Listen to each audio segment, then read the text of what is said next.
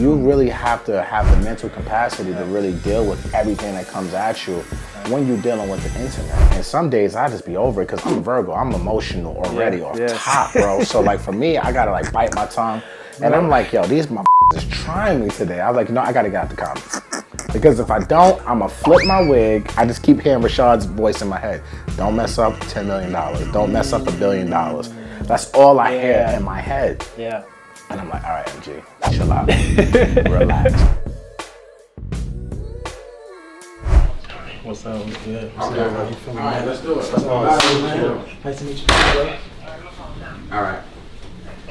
What's good? What's up? How you feeling, bro? Nice to meet you. Byron, nice to meet you, bro. My God.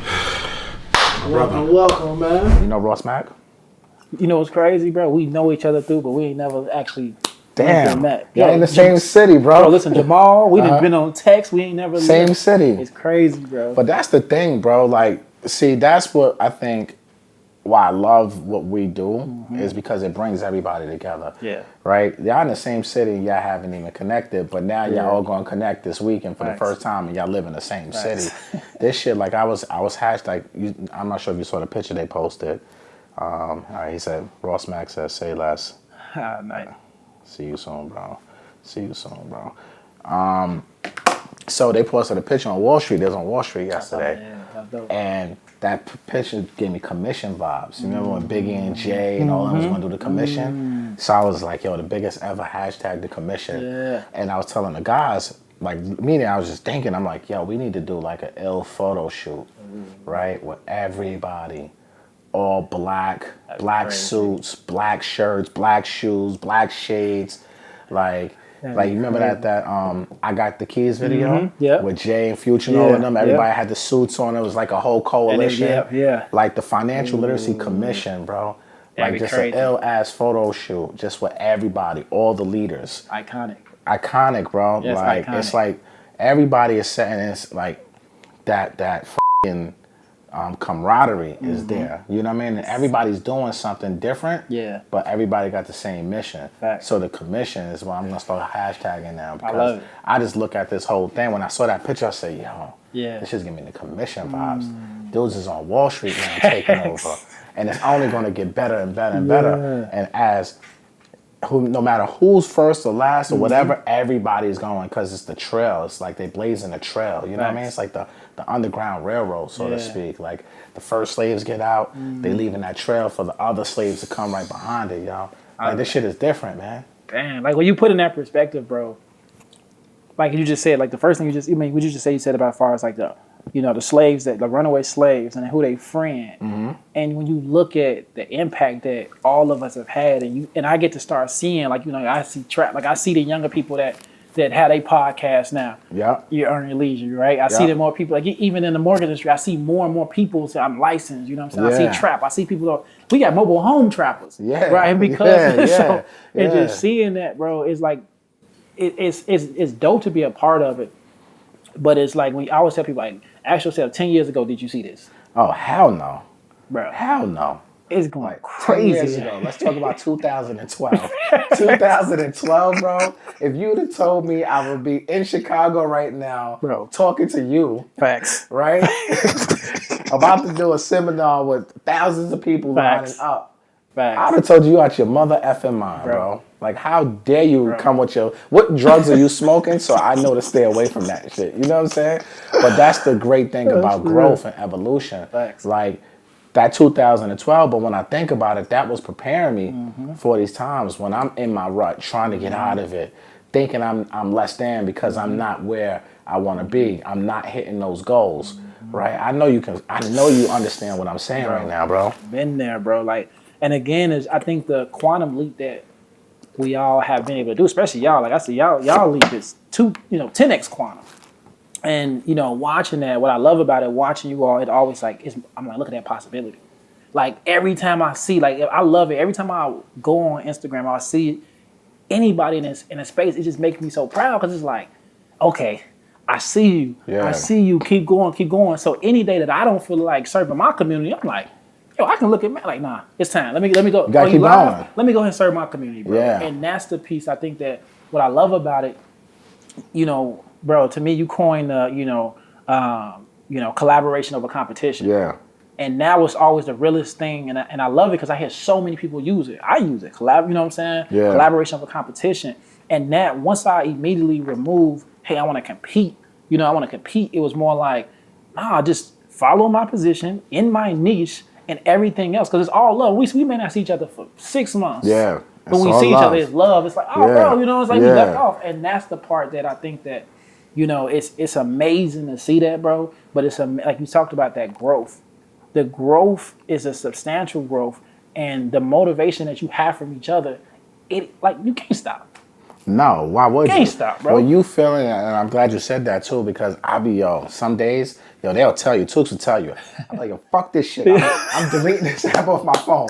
I quit Instagram. I'm done. I feel you, I'm tired of this shit right now, right? Because you just be mentally exhausted. Yeah. Right? Because it's a lot. People think putting out content and serving your community and traveling and speaking, like, this is not easy.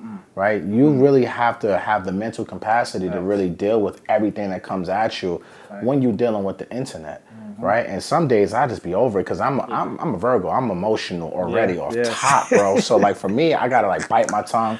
And I'm like, yo, these motherfuckers is trying me today. I was like, I gotta get out the comments. Because if I don't, I'm gonna lose. I'm gonna flip my wig straight up, and I just keep hearing Rashad's voice in my head. Don't mess up $10 million. Don't mess up $1 billion. That's all I hear in my head. Yeah. And I'm like, all right, MG, chill out, relax, right? But it's hard work, man, doing this, dude. And that was one thing I suffered from, bro. Like building a community, coming into this, like, man, mobile home investing, mobile home parks. Yeah. And it was like, but I got this community here. So it's like, okay, I love y'all. I wanted to be like, I love y'all, but I'm gonna come back to y'all. Let me focus on this. But I couldn't because I realized the impact that I was having, right? I realized the people that was changing their lives. I'm seeing people leave their jobs. I'm seeing this thing. I'm like, me and the queen, like, yo, this is crazy. Yeah. So I'm like, okay, let me keep pouring to them. And my ego wanted me to be, man, you better go out and go in the field. You got to build up this portfolio. But then that's where, again, collaboration over competition. It was like, who am I competing with? Who am I competing with? Is a bunch of old white guys? Yeah. The asset's gonna be here. We got them in our portfolio. There's no rush of trying to be the biggest.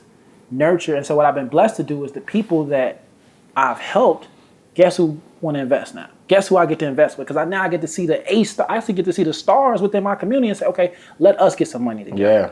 And that was my patience. That was part of my patience. Because, bro, it was like, all right, cool. 2020, we did this. 2021, I want to do this. But it was like, no, do that, but do that within the community, bro. No, I think that's dope, right? And I think it's about the building blocks and it's taking steps. I think too many times people want to leap forward versus walking, right? Because sometimes you can get there at the same time. Like if you just take your time and be patient with it and not just rush. And I think when people rush, they fail. And I think building community is very important, especially for something like mobile homes. But like, who the hell talks about mobile homes in our community? Still to this day, I see a trickle of people here and there. Yeah. And I'm like, all right, they took a course. Yeah. Right? I know what course you took. Right? Because then I hear it, but then you don't see it no more. They lack they're very inconsistent, right? And that's one thing about you and your queen. Y'all are very consistent every single day. And I think that's what separates you guys in the real estate space. And I think that's what separates me in the real estate space too, is because I'm niche down, right? I'm talking about real estate financing, right? Yeah, I own property. Yeah, I landlord, but I'm not trying to teach you none of that. Right. I'm trying to teach you financing. My name is MG the mortgage guy, not MG the investor guy, right? Like, I'm not here to teach you how to be the best investor. Right. I'm trying to teach you how to be the best investor by using financing and funding and debt, right? And when I niche down, that's what's really built my own personal brand away from everything. And that's what I love about you guys. You don't waver from those mobile homes. Like, so if you were to give people who are going to watch this, right, 3 actionable items or 3 steps that can use to build a community, what would it be? Oh, yeah. The first thing is to build a community. Who's ever engaging in your content, to me, that's part of your community. Right? Whoever's engaging, whoever's commenting, they saying they like it, I love your content, you got to start nurturing those people, right? Not your friends, not your family. Again, if your friends and family are on board, but you got to nurture those people who are sending the DMs, who are sending the things. Like, really having an amazing amazing customer service experience. Then once they come in and they purchase with you, it's about the customer experience, right? I think the biggest thing is how do you stand out so they can say, you know what, even though, I like what they're doing, right? Because for us, it's being relatable.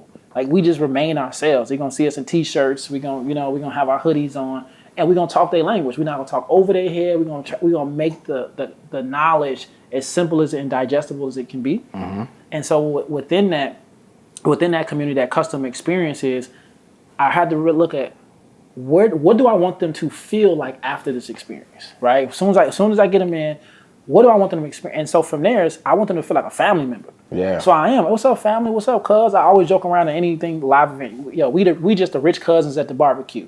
You can come and ask us anything you do. While you have me here, you can pick my brain. I don't care. Just ask me anything. Get the information you need. And so when they kind of have that openness, it's just like, okay, like, yeah, y'all really like family. And that family piece, I know that can keep family sometimes stays forever. Because versus like, oh, I took their course, I took their program, and then I jump to the next one is, oh, yeah, mobile home lead. Oh, yeah, that's family. And that family piece, I understand that that's the part that's going to have the longevity. So if anything, and then last but not least, I guess the third one is consistency. Mm-hmm. Just being consistently. So that way, when they see you can continue to go on and they feel like they don't want to go, they can look at you and be like, you know what? He's still going. They still going.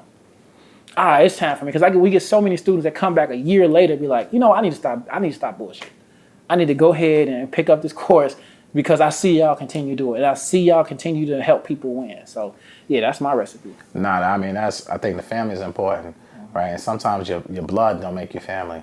Facts. You know what I'm saying? And like that's a big fact. Right. Blood don't make you family. And be the strangers that actually turn into your family, and they there to support you. And that's why I love the community aspect. That's why I love our earners, because it's become just a one big old family, and we just like engage, and it's super engaged, and people are actually executing at a very high level. So I love to hear everything that you said, and I know that's going to help people. But I want to talk to you about mindset, because I watch all your EYL interviews. All of them are fire. Make sure you go check them out. I know what you're looking at, but make sure you check out all the EYL episodes there. But what I really like about is your story, right? Because you're very transparent about how you were broke, like, and you were trying to figure it out, and it just happened. But your mindset, right? I can just tell, like, because look, when I look at people, I'm like, damn, that reminds me of me.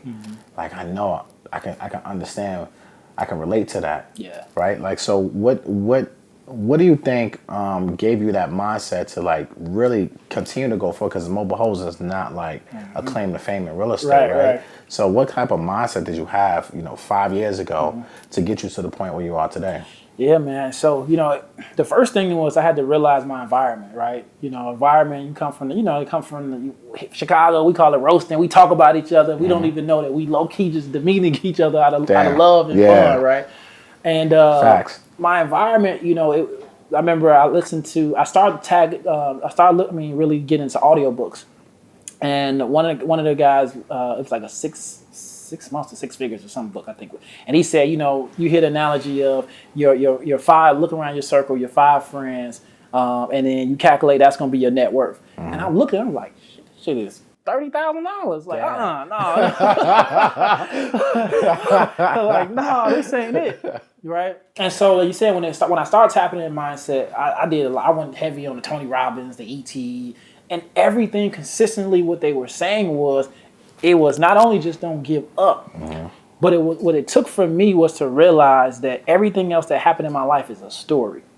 It's just a story that I'm holding to. And that was the part that helped me, because I had to take a deeper look at how many stories I was still attached to. And so those stories of I wasn't enough, this was hard, I don't know if I can do it. The stories of the things that I failed at, those were just keeping me back. And so I had to look at, okay, like, well, what if it do work?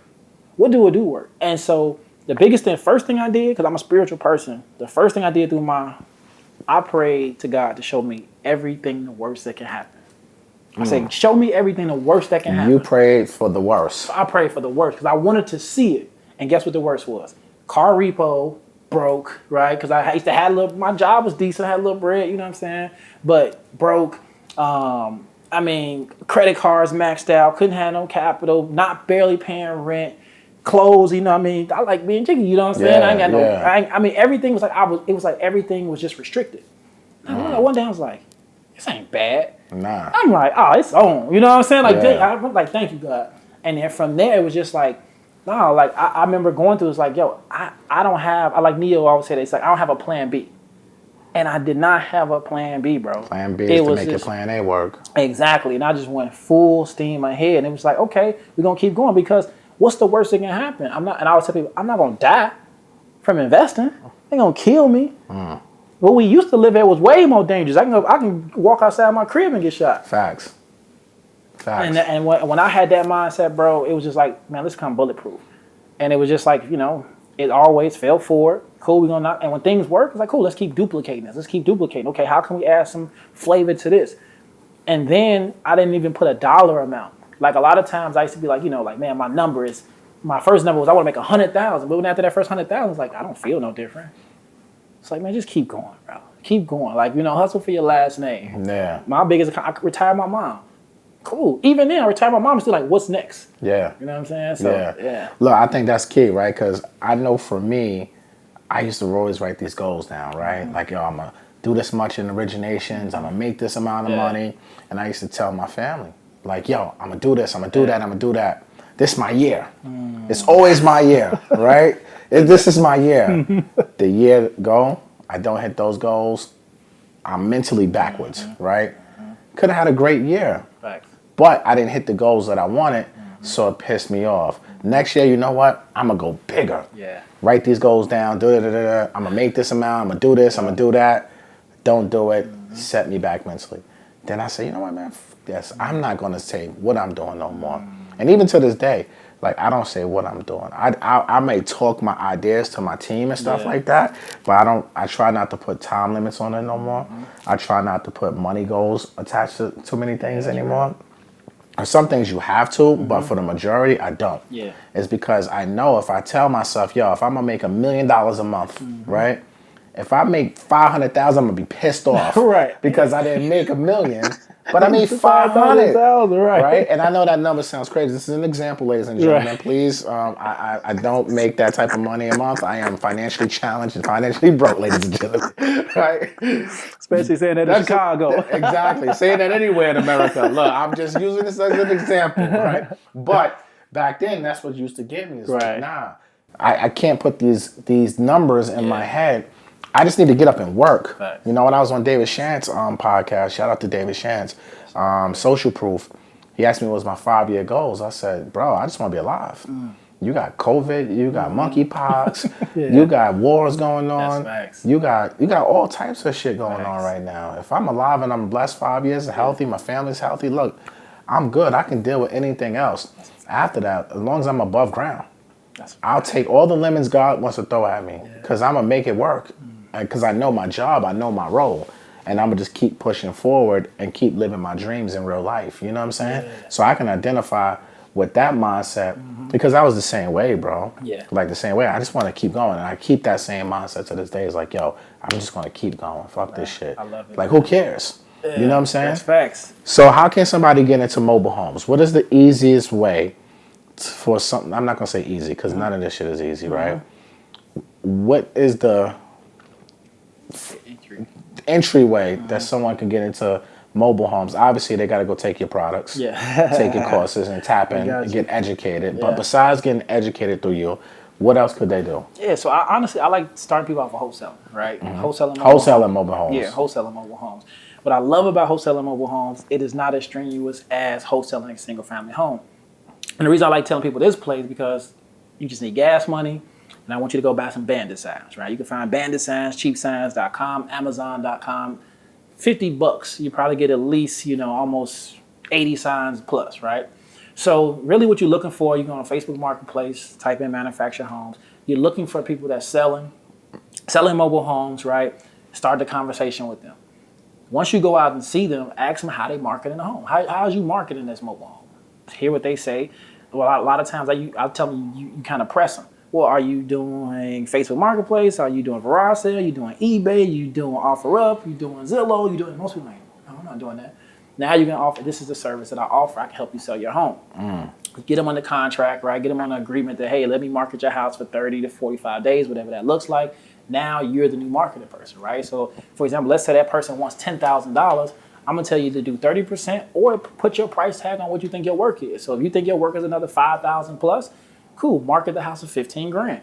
So now you're marketing, you're doing all the marketing, you're setting up all of the showings and everything like that. So when it's time to close, what I love about it, unless you're dealing with a manufactured home that's on its own private land, you can close. Really, all you need to do is technically either post date a check to the seller, because when it's time for closing, as long as the seller has the title, make sure the taxes are paid, and then your buyer has their check, you're just the middleman in that transaction, and you can take the remaining money. So that's a wholesale play that I encourage most people to do, so you can build up capital. So then that way, if you want to fix and flip, if you want to buy and hold a mobile home, you can. But I see a lot of students come in and want to do a fix and flip, but unfortunately, in our side of things, our contractors and our handyman aren't reliable. And you see that in single families, right? Yeah. So we know finding a good contract is hard. Finding a good contract in mobile homes, oh my God, that has to be terrible. It's a unicorn, bro.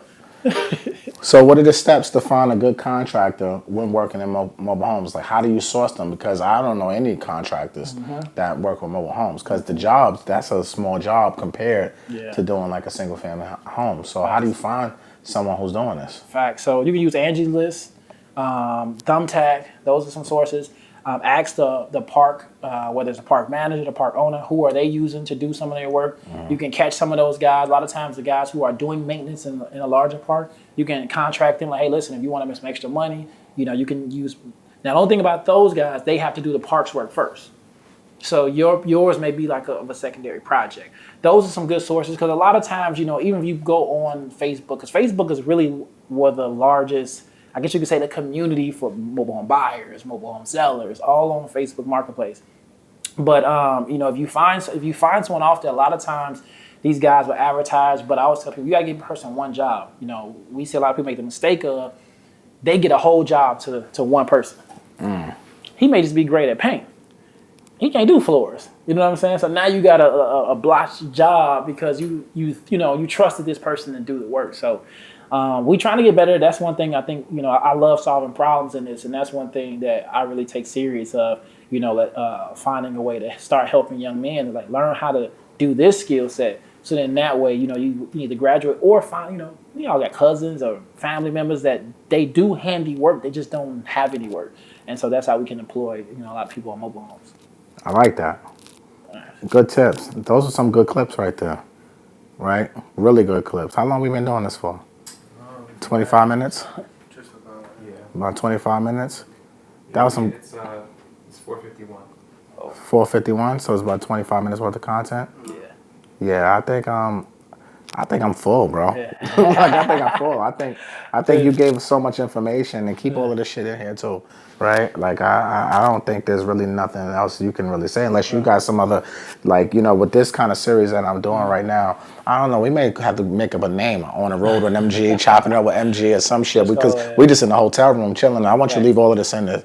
That's why I filmed the walk-in too. Yeah, leave this all in there, because I want people to really just see, I'm just in my room in the city. My people's pull up. Let's have a conversation, because this is just real. We have so many conversations. Fucking film it, right? But what do you want to leave the people with, man? This is your show. This is your city. We're in Chicago, baby. Man, listen, Chicago. The biggest thing I want to tell us, Shy, is we know we have the sense that we are blue collar city. We're hard workers. We hard nosed. We got grit. But it's way more out here for us. It's way more opportunities than we know just in Chicago. It's dope that we want to pour into the city. But there's so much money outside of the city and so much money in this world that if the biggest thing I can tell you is continue. Stay hooked to earn your leisure, right? Make sure you following, again, you following MG, you following all of these financial literacy leaders, and give yourself options. And then with those options, stick to one thing. Don't try to balance. You start out, don't try to balance, okay, I want to do trucking, I want to do mobile homes, I want to do stocks. Stick to one, and then allow that income so you can diversify. Don't be a jack of all trades and a master of none. Well said, my brother. My God. Appreciate you, man. Well said. Yes, sir. Good way to end it. Yes, sir. Good way to end it. Caught all of that? Yeah. Great. But yeah, man. It's time for the boat. I'm